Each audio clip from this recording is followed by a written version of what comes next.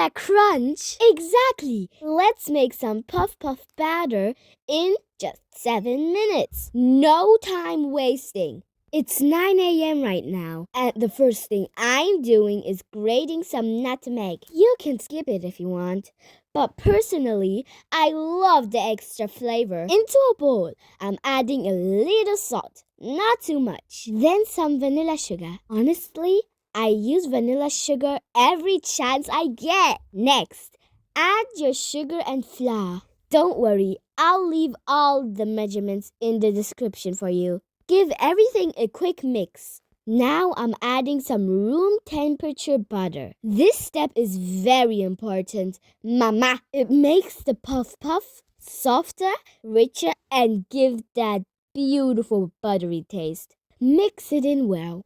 And now for the star ingredient, plain yogurt. Why yogurt? Because it makes the puff extra soft, fluffy, and slightly moist on the inside, while it's still giving you that lovely crispy outside. Mix everything together with your hands until you get a dough that looks just like this. Yumlings! Check the time. It took exactly 7 minutes to make this dough. Now it's time to fry. Always fry your puff in enough oil so that it can float freely. That's what helps it puff up nicely and give that beautiful round shape. Fry until golden brown. Then serve and enjoy with the family. And the funniest part?